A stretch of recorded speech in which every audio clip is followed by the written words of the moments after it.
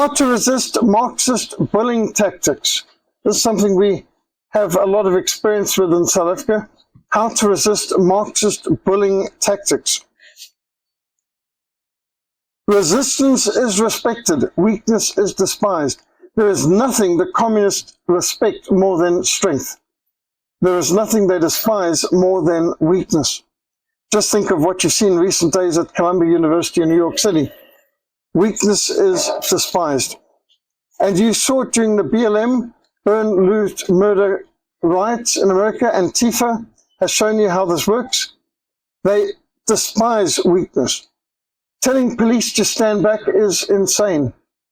And all over the world, you can see what happens when the police are handcuffed and restricted and intimidated, and the rioters are emboldened and encouraged.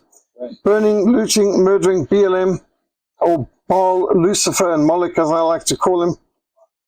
Throwing firebombs on police. And then in America, bizarrely, people coming and washing the feet of BLM protesters. Those people who think they can calm the situation by bowing to the mob or washing their feet or brushing or kissing their boots are insane. To see American police disgracing themselves in their profession by bowing to the mob and kneeling on the US flag, I mean, how much more contempt can they show for everything you stand for? And giving the clenched fist, the fist of rebellion against God, the Marxist salute. And here you got police in Sweden bowing to the mob protesting. Insane. And here's some stupid Swedish policewoman deciding to give the clenched fist salute while bowing to the mob. And of course, you've had senators, congressmen doing similarly up in Congress. Never bow to bullies. In my experience, it's absolutely essential that you never give Marxist bullies or mobs 1 millimeter. If you give them an inch, they will take a mile. You give them your finger, they'll take your arm. Being brought up in war-torn Rhodesia and experiencing terrorism and revolution, and working in war-torn communist Angola and Mozambique, being imprisoned in communist Zambia and Mozambique, and in so many other cases I've seen, the more steadfastly and strongly you stand, the better. The moment the Marxists sense weakness, fear, or compromise, they smell blood, and they will only howl for more, and they'll escalate their unreasonable demands. One of the members of Frontline First was Colonel Jan Breytenbach. He is a South African legend. Colonel Jan Breytenbach was the founder of the South African Reconnaissance Commando. He is one of our first paratroopers as well, Parabats, 1961. He was involved in 64 different conflicts and battles. He was involved in the largest airdrop combat operation in South African history.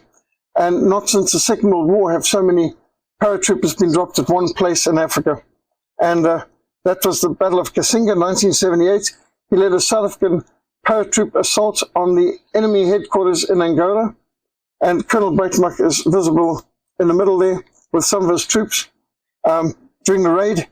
And these are some of South Africa's paratroopers who'd flown into Angola to destroy the SWAPO terrorist base in Angola. And this has been put in book format, Eagle Strike, by Colonel Jan Breytenbach. He also flew into Angola during the Angolan Civil War, and behind enemy lines recruited thousands, over 3,000 black, Portuguese-speaking ex-communists recruited into the South African Army, forged them in battle in 3-2 Battalion, Buffalo Battalion, with their distinctive camouflage hats, and they were forged in battle, and 3-2 Battalion became some of South Africa's most elite infantry unit. They lost more men in combat and killed more enemy than all our other infantry battalions combined.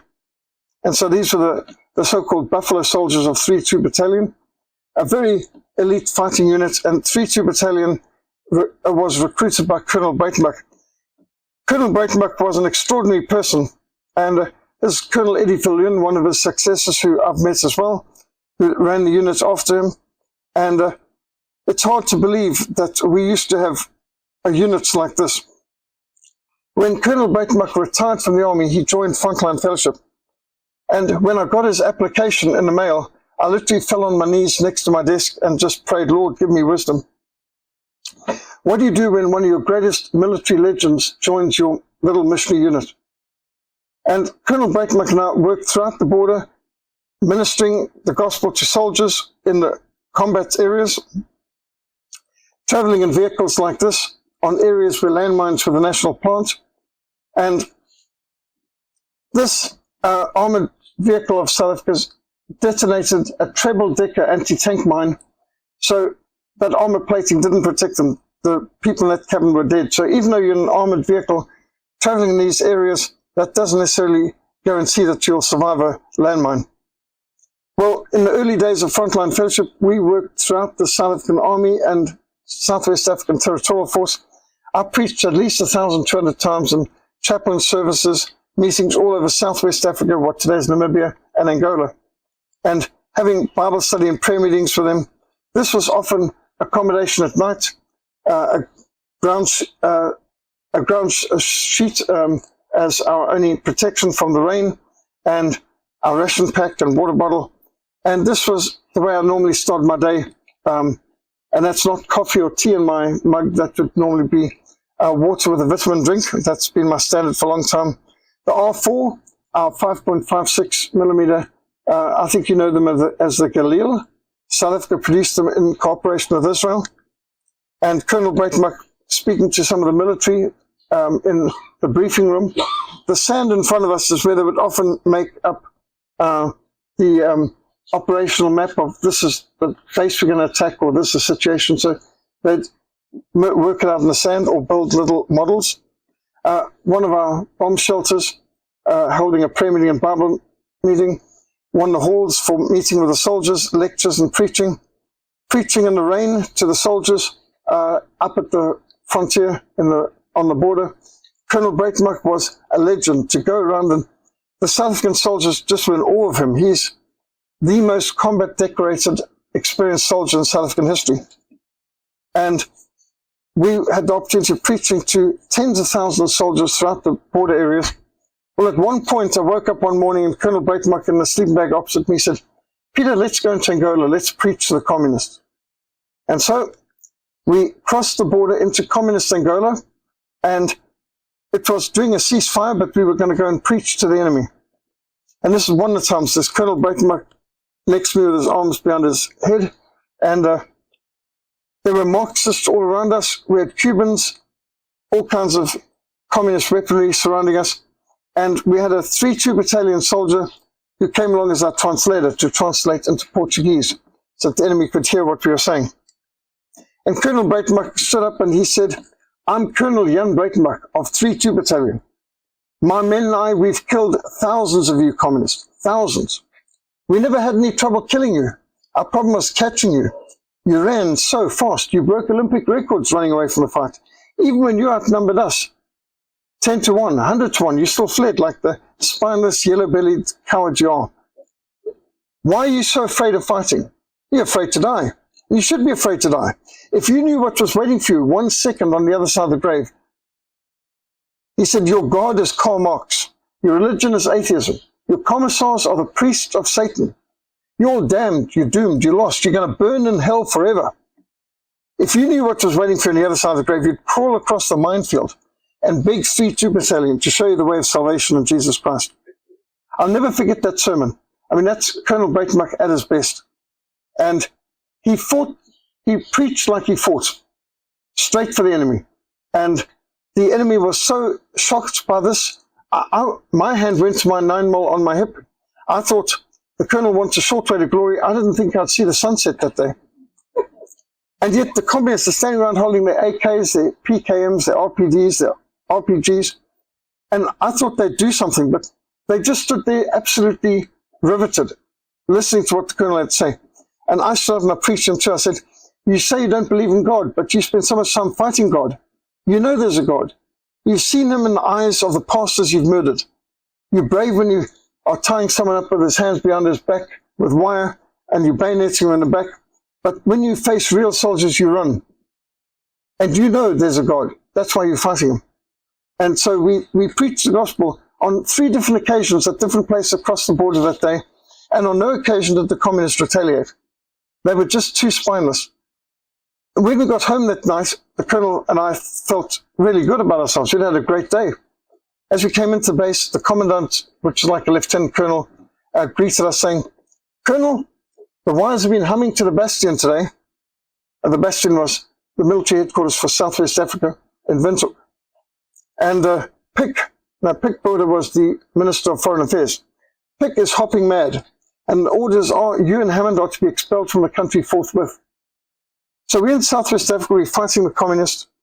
Colonel Breytenbach fired the first shots of the war back in 1966, and here he's being banned from the country that he has dedicated his life to fighting to defend. And so we were out by the next day, by order of our Foreign Affairs Minister, who said, "You and Hammond are trying to restart the war." And, the story's in Confronting Communists with the Gospel, which is a chapter in my book, Behind Enemy Lines for Christ, but it's also an article on our website. When I marched 30,000 people to Parliament in Cape Town to oppose President Nelson Mandela's secular state policies, I was summoned to the President's mansion. And so we're marching against Mandela's attempts to paganize our country. This grondwet op kortse, this constitution must be based upon the law of God. Constitution upon God's word, or God's law. And the people protested that they were trying to kick out acknowledging Almighty God from our constitution. Cyril Ramaphosa was the chairman of the Constitutional Assembly, and they were trying to write a new constitution, and they had kicked out God. They were kicking out censorship. You were going to legalize pornography, blasphemy, prostitution, all these evils, legalize abortion. So we marched upon, we protested. I read out a memorandum against this. And interesting, first time I met Cyril Ramaphosa. Cyril Ramaphosa was pushed out the door, and he came to us, big, wide eyes. I mean, he looked terrified.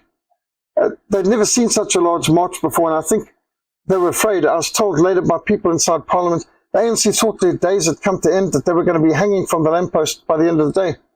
And, but of course, Christian protesters don't behave like that. We had every intention of being peaceful. We didn't break anything. And so Cyril Ramaphosa standing at the foot of we've got a little ladder leading up to our back of a pickup truck, which is our platform for speaking. And he's looking around, he saw a Zulu friend of mine, Fana Sabisi, and he said, "Brother, can I borrow your Bible?" Now, Fana Sabisi had a leather-bound Bible that my father-in-law had bought from him in Arizona, and actually had engraved in gold Reverend Fana Sabisi on the cover.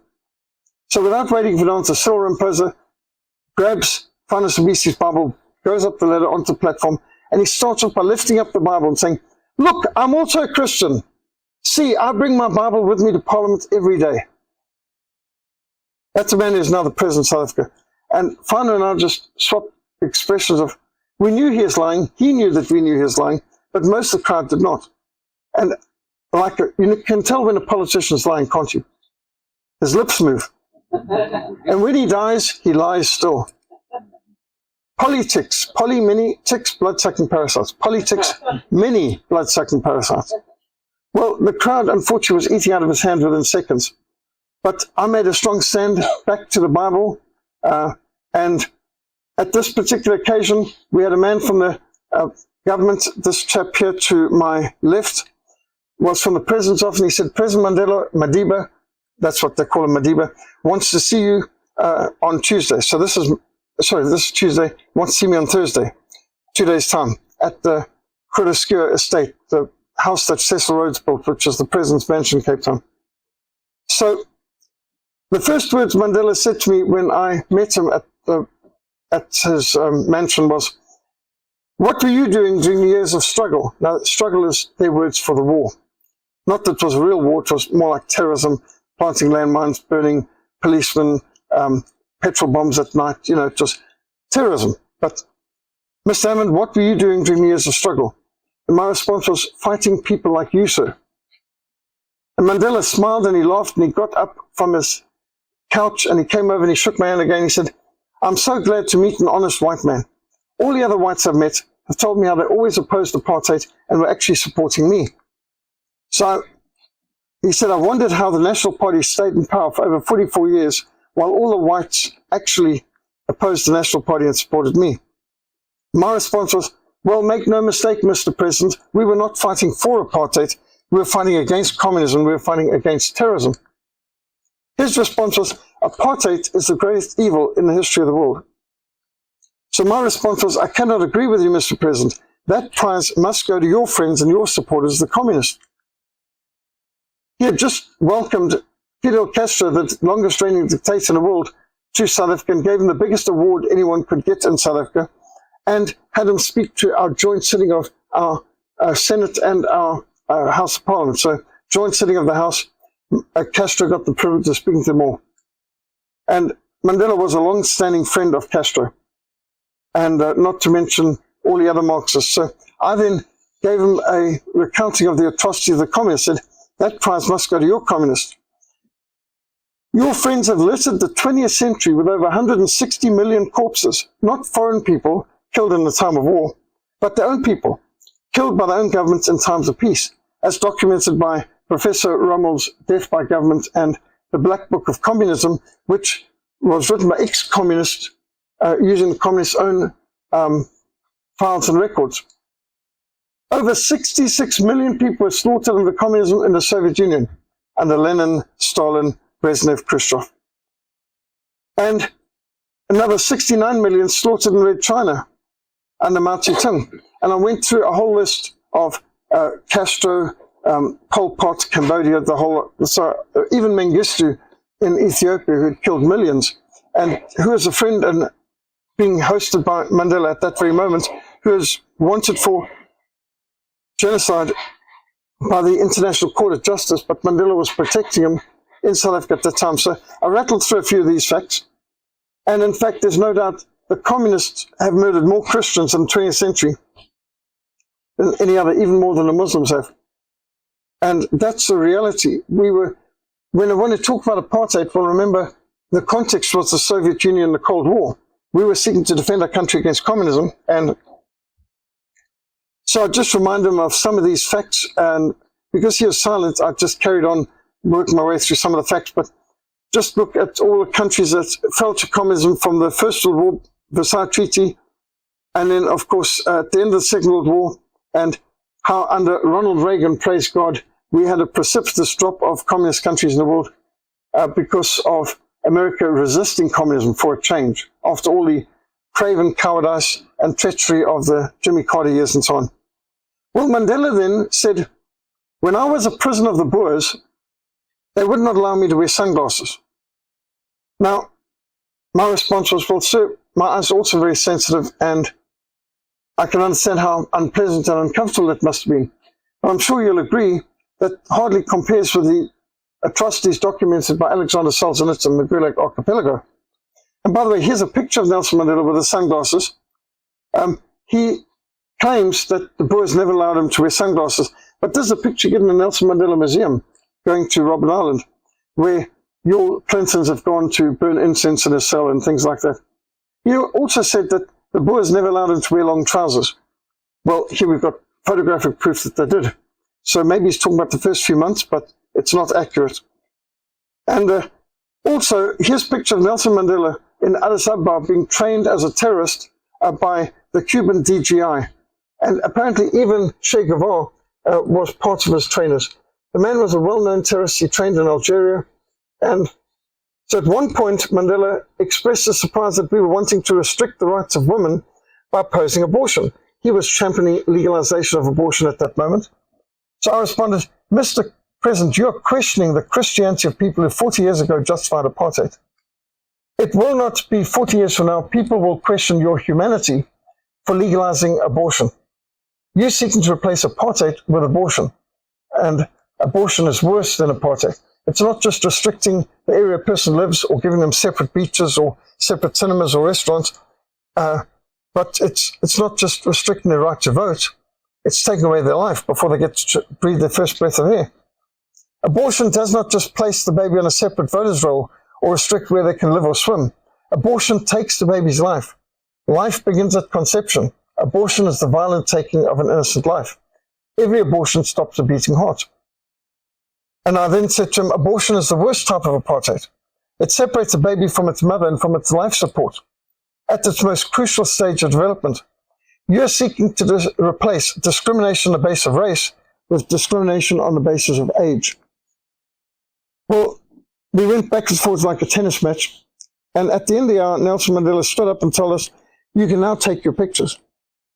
Now, I didn't mean to be rude, and I honestly hadn't even thought about it. I hadn't even brought a camera for the day. I just said, no, thank you.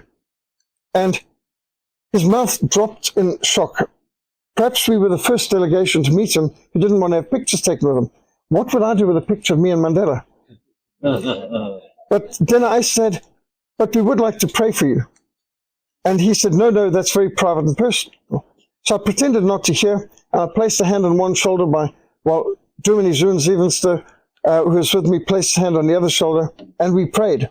We prayed that the Lord would not grant Mr. Mandela any peace until he did what he knew was right, until he introduced legislation for the protection of helpless, innocent babies from the violence and injustice of abortion. And I prayed that Mr. Mandela would find no peace until he found peace in Christ by bowing the knee and surrendering to Almighty God to do his will. At the end of our Passion Prayer, I handed over a book from Dr. James Kennedy, and Mr. Mandela thanked us and assured us he is always responsive to the concerns of our constituency, and that his door is always open should we have any concerns. That was Thursday. We marched on Tuesday. That was Thursday. Monday morning, senior investigators of the Inland Revenue Service knocked on our door and began a 7-year audit of our mission family. They went back 6 years. They carried on for 7.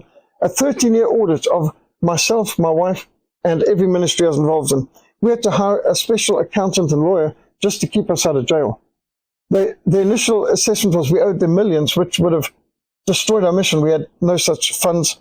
And I had people saying, like the lawyer we went to, he said, this is ridiculous. You're very small fry as things go in terms of funding. I mean, our budget was minuscule. And these were senior investigators in the Inland Revenue Service who wasted 13 years in auditing our little mission. But that's the kind of person Mandela was. Charming to our face, vindictive behind our back. So another occasion, 1995, I was summoned to Parliament to give a submission to their subcommittee on their draft publications bill. Effectively, they were seeking to legalize pornography and blasphemy. And we, of course, were opposing this. So I'd sometimes be invited to Parliament into this very chamber.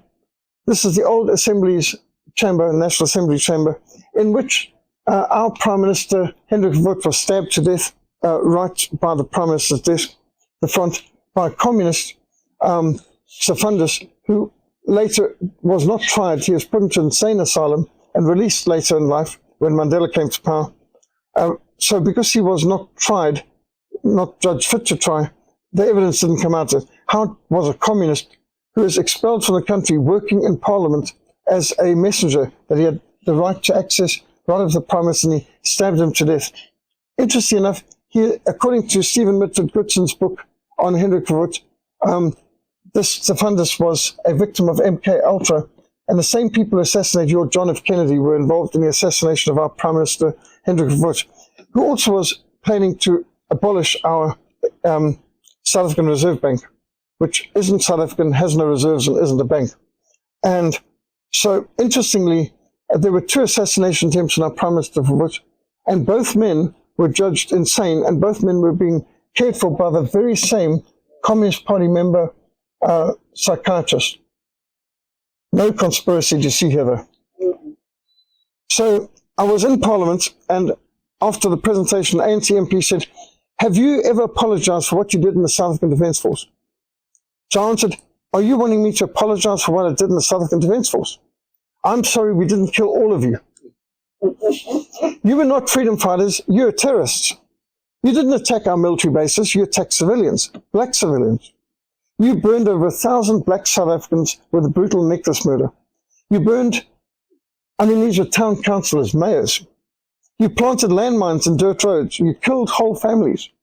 You planted landmines in roads leading to schools. You killed school children coming in school buses on their way to school. This used to be a combi or a van. Can you imagine? You kidnapped young children from schools. You took them across the border to brutalize them and train them for your terrorist groups. You murdered many. You raped the girls. You threw hand grenades through the windows into black policemen's homes at night. You petrol bombed the homes of black town councillors and mayors. used car bombs, limpet mines. You blatantly targeted civilians. You are hypocrites, like the Church Street bombing, which the IRA, by the way, helped them to plan. Murdered huge amounts of people. I mean, this is a Church Street bombing in Pretoria, 1983. And we had to have signs like this all over our shopping centers for people to recognize these weapons, all Soviet bloc, produced in Russia or China. And the kind of landmines, grenades, limpet mines, these were their tools of terror. As documented by Henry Pike's book, A History of Communism in South Africa.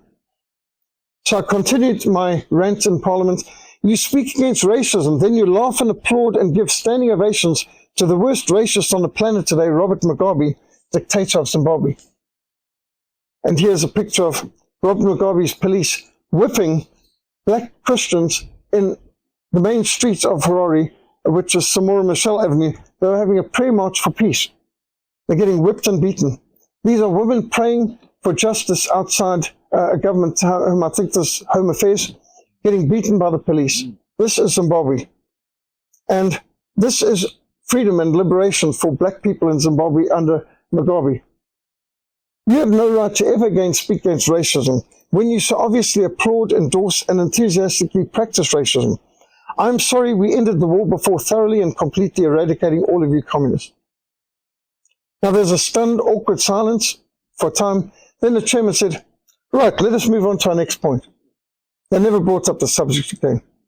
That is the only way you can deal with Marxists, with guilt manipulators, with gaslighters and thugs and terrorists. There is nothing they respect more than strength. There's nothing they despise more than weakness. Napoleon observed he could not believe the foolishness of King Louis XVI in not ordering his men to open fire on the mob. This is what he did on the 5th of October, 1795, which led to Napoleon becoming leader in France and then the emperor. Napoleon Bonaparte was adamant, you cannot reason with a mob. Throughout history, it's been understood the only way to deal with arsonists and looters is to shoot them, which is what Napoleon did. He opened fire on a mob with artillery, gave them what he called the whiff of grape shot. And that's what ended the French Revolution and brought about the empire under Napoleon, because Napoleon said, you cannot reason with a mob. There's not one innocent person in a mob. Shoot them all in the street. That's the end of the... You won't have another riot after that. Those who advise the police to stand back or stand down during the threats to life and property, they're unraveling the foundations of civilization. There can be nothing worse than mob rule anarchy. It used to be, if you loot, we shoot. And that's the only way to deal with looters. You can't try and appease to them, debate to them, argue with them. The burn, loot, murder plan to defund the police does not mean a police-free state, by the way, because Marxists want control. I've been to many communist countries in the world. They've all got police forces, and they've all got secret police forces. Just as a matter of example, under the Tsar of Russia, there was an average of 65 people executed every year for, murder and assassinations and rape and so on. And he had a secret police that was about 3,000 strong. And under Lenin and Stalin, they had a secret police of 3 million, and they murdered an average of 150,000 a year. So that's the difference between oppression under the Tsar and liberation under the Commissar. So defund the police does not mean a future where there's no police. It means a future where Antifa are your police. The plan to defund the police and disarm the police and disband the organized professional police force, which is mostly conservative and generally pro-Trump, is just a beginning, because what they want is they want their warlords, their gangs, to replace the existing professional police force with BLM, Antifa revolutionaries in a police uniform. That's what defund the police means. It means revolutionize the police, break down to build up better, build back better. This would be followed by gun confiscations, and you know how that ends. Every genocide begins with gun control. Now, here's just a few pictures to show you how justice works in Africa. This is what happens after you've defunded the police. You've got a new form of tyranny, and this is the way the revolutionaries deal with their black civilians. See those people tied up by their ankles? And this is normal in Africa. The issue is never the issue. The issue is the revolution. Just take the French Revolution of 1789 and the Bolshevik Revolution of 1917 and the Cultural Revolution in China. How many more times must we see this agenda worked out before people understand what Curtis Bauer documented in his video agenda, Masters of Deceit? The issue is never the issue. The issue is the revolution. They might use black, white, they might use bourgeois, employees, employers, they might use the gender issue, they might be using black against white, but that's never the issue. That's just the pretext. Let us never be guilty of sacrificing any portion of truth on the altar of peace. When they talk about coexisting, you can't coexist with people who want to kill you. We are more than conquerors through God Jesus who loved us. Submit to God, resist the devil, he will flee from you. Greater is he who is in you than him who is in the world. We need to stand up, step out, and fight the good fight of faith. We need to smash cultural Marxism. This cancel culture is nothing other than cancel Christianity. Now, you will see on our website, frontlinemissionsa.org, a lot of audio-visual resources which will have screen captures on different lectures we've given, PowerPoints, links to our sermon audio, and our newsletters available, and a lot of articles from around Africa in particular where the church is being persecuted. We've got a From the Frontline podcast where I tackle these things audio every week. And I've got a very few copies of the From the Frontline book here, which is my testimony and that of our mission amongst the persecuted church. It gives the behind the news headline stories of what really happened in Africa. And one of the exciting things going on in South Africa right now is the Cape Independence movement. We are moving for secession, and I'm the chairman of the Cape Independence Forum, and we have marches for freedom where we've got wide ranges of people marching through our city of Cape Town, calling for independence, here at the provincial legislature, protesting against what they're doing, marching through the streets, getting a lot of support from the local population to free the Cape. And Cape Independence, Cape Exit is one of our slogans. And you can see the new flags. In fact, I've brought here a flag of the Cape Independence movement for Brother John, that you can have that as well as an example of what we stand for. We are producing a lot of books available free electronically online that people can get. The Real Story of Soweto Right, Soweto But God, How the Soviets and Cubans Lost the War, The Chaplain's Handbook, Reformation 500, Christian Terror, which is Father Arthur Lewis. He is the first board member of Frontline Fellowship. He was an Anglican missionary to Rhodesia, and he's the one who exposed that the World Council of Churches was funding terrorists who were murdering Christians in Rhodesia. And that was even published in Reader's Digest at one point. And his book, Christian Terror, is out of print, so I reprinted it. His documentation led the Baptist and the Salvation Army to leave the World Council of Churches and protest. People are moving away from hymns, so we've produced a new Livingston Fellowship Reformation 500 hymn book, a discipleship training manual, and these are just some of the free books available on our website. Got lots of newsletters of what's going on in Sudan, the Congo, Nigeria, and other places we work. Because our postal service no longer works, people need to download it from the website or sign up on an email list, and I've got the clipboard here. I've got a few copies of these Frontline newsletters here. Please help yourself, but pass them on, circulate them, because unfortunately our postal service is so, well, not just unreliable, it just doesn't exist. We now have to do things electronically, and the few hard copies I can bring across the ocean need to just be circulated. And your pastor, John Weaver, also helped us with an introduction to our Security and Survival Handbook, which I know you've got copies of on the shelf over there. And Security and Survival Handbook is also key. We need to know how to resist. A lot of our Frontline book resources are now available electronically as print on demand or ebooks.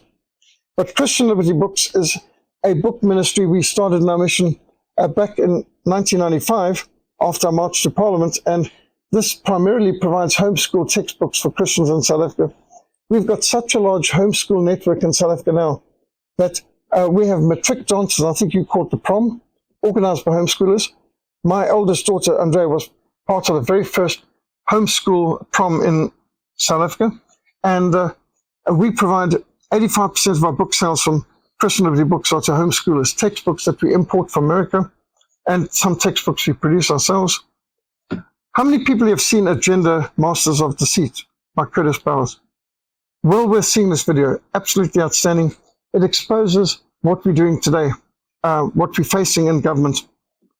I also helped Jeremiah Films produce 3 different films on Sudan, which we've made available, which is also on our website.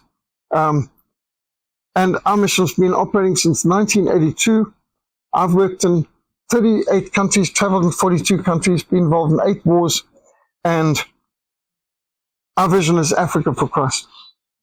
Any questions, comments, complaints, criticisms? How was South Africa turned over so easily, it seems? Well, it wasn't easy. We fought very hard for decades. We endured international sanctions, boycotts. In fact, I don't know how many people can remember, but what you're seeing on your campuses now with Free Palestine, your university campuses in the 80s were having those sort of same things on end apartheid in South Africa. And every university was disinvesting in companies that were trading with South Africa, and tremendous boycotts. And at one point, your Congress put sanctions on South Africa, and President Ronald Reagan vetoed it. And then Congress, including a majority of your rhinos, so-called Republicans, joined in overturning Ronald Reagan's veto. And that included traitors in there, like, who was the Arizonan traitor, the Manchurian candidate? Yeah, McCain, he actually voted against President Reagan to bring sanctions on South Africa. Ronald Reagan's speech in 1987, I think it was, against the sanctions on South Africa was one of the best defense of South Africa ever heard.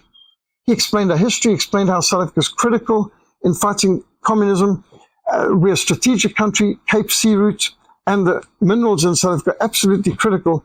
Without minerals that South Africa is dominating the landscape with, minerals like chrome and manganese and copper, diamonds, but there's a whole lot of other minerals. Only Russia and South Africa have a monopoly of many of these. He said without the minerals you can get primarily from South Africa, we couldn't make refrigerators, air conditioners, or fighter planes, aircraft carriers. There's a lot of our strategic defense depends on the minerals that South Africa dominates the market on. And Ronald Reagan gave such a strong defense that South Africa is defending the free world from communism, and we need to support them. So we fought long and hard. We killed vast amounts of communists defending our country. It was not easy, but we were infiltrated from within. And actually, we were betrayed by the Broederbond, which is like the Freemasons of South Africa, who were definitely tied in with the Sabbateans, I'm sure. And they betrayed our country from within. So the National Party, which was our predominant party that dominated the landscape, they'd been in the government for the last 44 years. They said, vote National Party for a strong opposition to the ANC. And then they handed over the country to the ANC. It's sort of like Woodrow Wilson. Woodrow Wilson kept us out of the war. Vote Woodrow Wilson for peace. You vote from 1916, he gets America involved in Europe's war in 1917. You know, that's sort of treachery. So we faced treachery in our country from politicians. We can say, along with Ian Smith of Rhodesia, we were never beaten by our enemies. We were betrayed by our friends. And sorry to say, we were betrayed by our own government too, not just our friends. How long were you? Has BRICS been a good thing for you all? BRICS, I think so. I think BRICS has been excellent because of this Brazil, Russia, India, China, South Africa, BRICS. It's an alternative to the US dollar-dominated economics, but also Russia is more Christian. Russia is definitely putting more pressure to behave at South Africa. We know that Putin has spoken up for our farmers a few times when the government was talking about killing all the farmers. And so definitely that was a major positive step.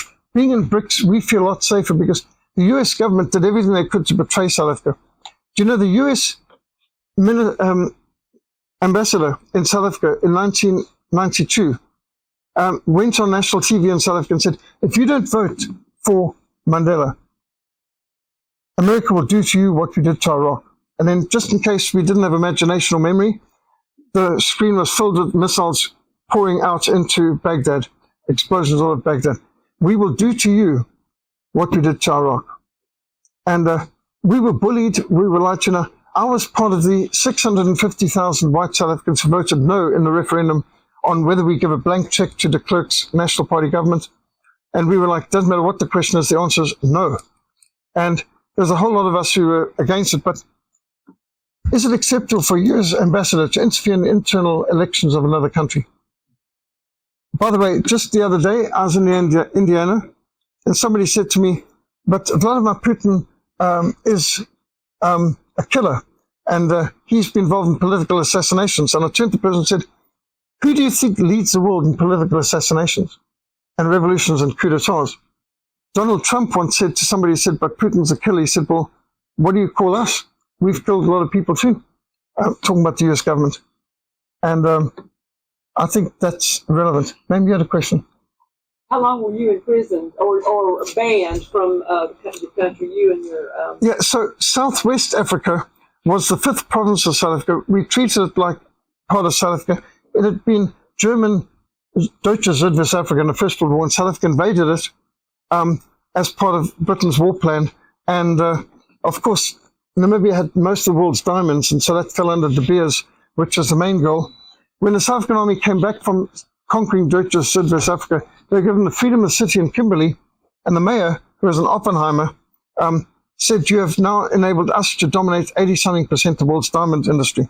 So the South African army was told they're going into Southwest Africa to stop the German shortwave radio program in a station in Lüderitz from helping the U-boats in the Atlantic. But once they got the place, apparently the main thing was the diamonds. And pretty interesting there. But when I was locked up, I was kicked out of Namibia. That was till they got their independence. I've been back since. But when I was locked up on imprisonments, it was a few weeks at a time. 16 days in Zambia, communist Zambia. Margaret Thatcher was Prime Minister of Britain, and she campaigned to get me out.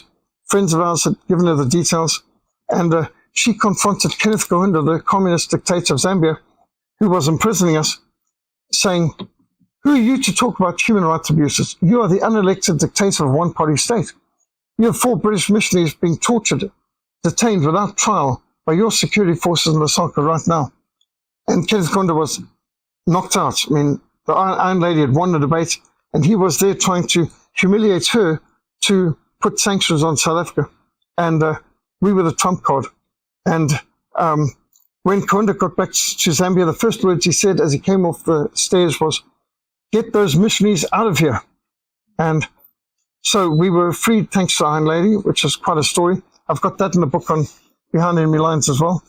But another imprisonment in Mozambique was another whole story. And it was the year I got married, and my poor wife back home was the only one campaigning for our release. And she mobilized people to demonstrate outside Zambian embassies, Mozambique embassies in Washington, London.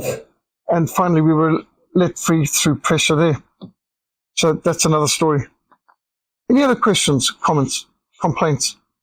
How many countries are on the continent?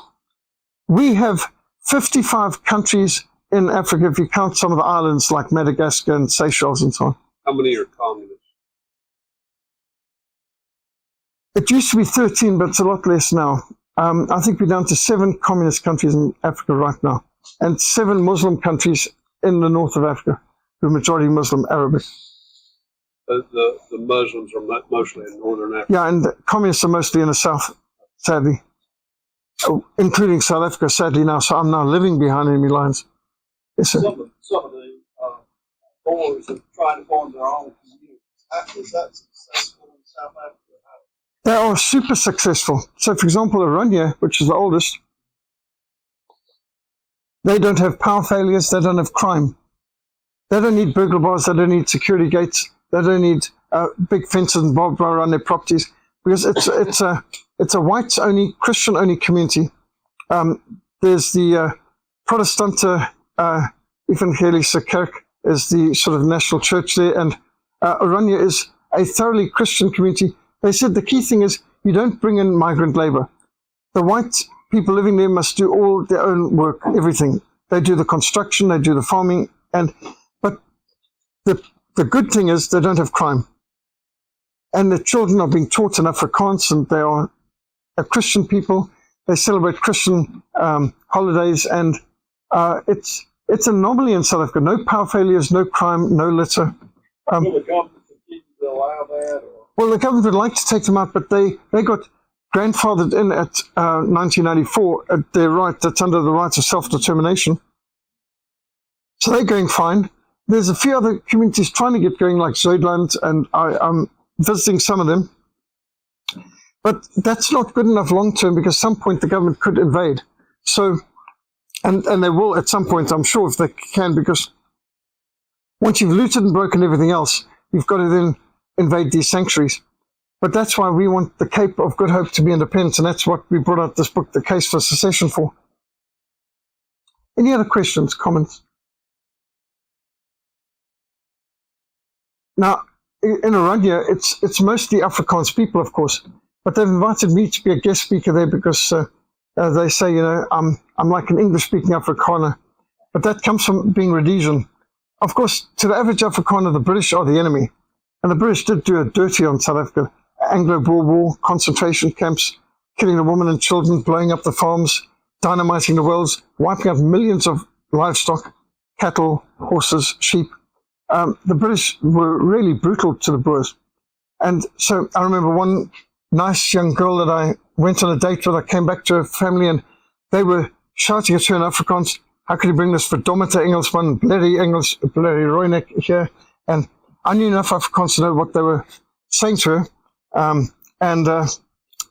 She could not continue to see me by order of her family because I was English speaking, even though she said, Rhodesianer, and he's on our side, but they felt like that.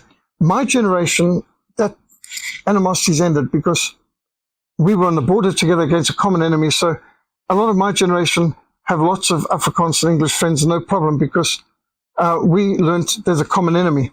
We can't keep fighting the old Anglo-Boer War. My father said to me, my father fought 6 years in the 8th Army in North Africa and Italy. My dad said, I'm ashamed that a son of mine has Afrikaans friends. And my brother said to me, I'm ashamed that a brother of mine has so many Afrikaans friends. And so it's both ways. You get that kind of hostility, but I think we've overcome it now. There's a lot of Afrikaans and English working together for Cape independence, and you've got to see the common enemy. We can't continue to let them divide us. Stephen Mitgoodson also brought out a book on the genocide of the Boers, where he documented that the Rothschild dynasty wanted to genocide the Boers to guarantee Rothschild control of the South African gold and diamonds. And the British soldiers in Christmas 1901, they got a card and a hamper, a card signed by all three of the main Rothschilds worldwide, and a hamper with all sorts of good things, from Christmas cake, cigars, tobacco, sweets, all sorts of good things. They're playing cards with personal thanks from the Rothschilds for what they were doing to help them. And if I was on a border in Southwest Africa fighting Angola, I suddenly got a card from a Rothschild or Oppenheimer and saying thank you for your service, I'd be deeply concerned because I'm not there for them. But can you imagine everyone in the British Empire who was fighting against the Boers, Australian, Canadian, New Zealander, they all got a card from the Rothschild signed by all three with a hamper for Christmas. That was very expensive and logistically challenging. 650,000 British troops in South Africa fighting 18,000 Boers. And the Rothschilds thanked them for their service. It's like Oppenheimer thanking the South African soldiers for conquering Deutsche Südwest Africa, so that they now controlled all the diamonds in the world. So these are inconvenient facts. Sort of ruins a lot of the narrative.